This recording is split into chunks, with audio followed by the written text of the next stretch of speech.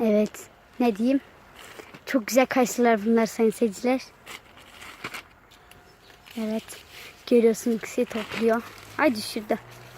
Yavaş olalım.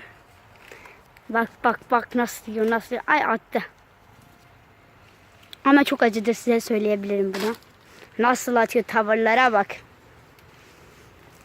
Ay çok acı diyor. Ölebilirim. Evet bu cümleyi kendiniz kurdunuz. Evet bakın nasıl yiyor nasıl yiyor. Oo! Çekirdeği döküyor. evet. Nereye gidiyoruz Erdal Bey? Evet Erdal Bey. Üst başı tam uygun. Oo bak diğer ağaca da geçti. Biz tadına bakmadan geçemeyiz. Dur Bu bakalım. daha tatlıymış. Bakalım biz onun dediği gibi mi? Güzel galiba. Sizin de yemenizi isterim. Gelin ikram edelim. Gelin ikram edelim. Erdal Bey'in dediği gibi. Ben de dedim Erdal Bey'in Doğan dediği gibi. abinizin elinde. O dualarınıza. Biz biraz mısır toplayalım mı? Bakın Mısırla mısırlara geçimiz var. efendim. Bak diğer tarafta görebiliyorsanız. Efendim? Mısırı ne yapacağız kız? Kendimize kaynatacağız yiyeceğiz. Daha zamanı var. Gerçek. Hı. Bize güneş vuruyor sizi fazla göremiyoruz. Güneş çarptı dağlara. Biraz yesenize. Oh güzel yer güzel yer. Dediği gibi bu daha güzelmiş. Bu ağaca bayıldım. Yiyebilirsiniz. Bu karşıyı niye bir saatte yiyebiliyorsunuz? Çünkü tadı çok güzel. Yavaş yavaş yemek istiyorum.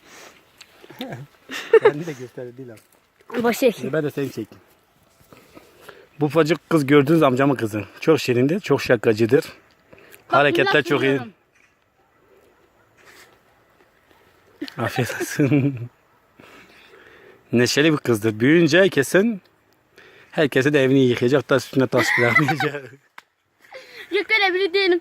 Herkes ben öyle tahmin ediyor ama öyle biri değilim gerçekten. Taş bırakmaz, vallahi çok tehlikeli, dikkat edin. Evet hala toplanıyor. Erdal Bey Büyük siz bir bu babama- kayısıları ne yapacaksınız? Pazartesi, salı, çarşamba, perşembe.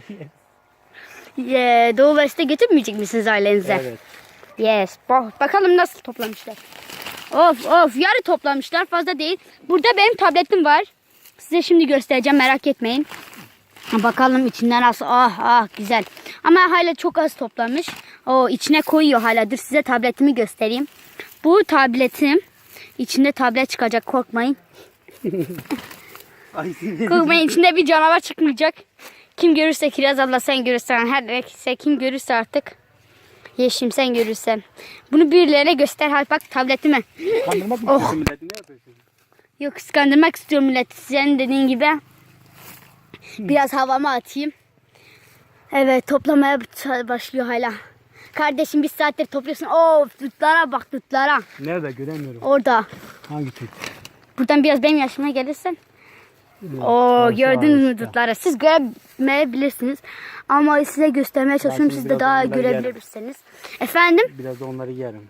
Ben de çok yerim. Seviyor musun? Sivrisinek sesi geliyor sayın seyirciler. Sayın siciler, Sayın seyirciler. halkı izleyince birkaç tane fotoğraf çek, video sonu ver. Tamam. Ver.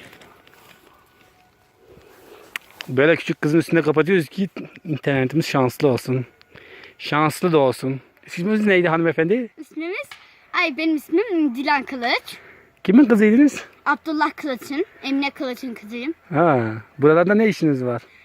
Burası Erdal Bey benim amca oğlumdur. Biz buraya kayısı toplamaya gelmiştik. Güzeldiler o gün yemiştik. O yüzden gelmiştim ama şimdi fazla güzelleri yok. O yüzden size de biraz tavsiye vermek isterim. Teşekkür ederiz. Kayısıların vakti geçmiş yani. Teşekkür Görüşmek üzere. ederim. Teşekkür Bay bay. ederiz.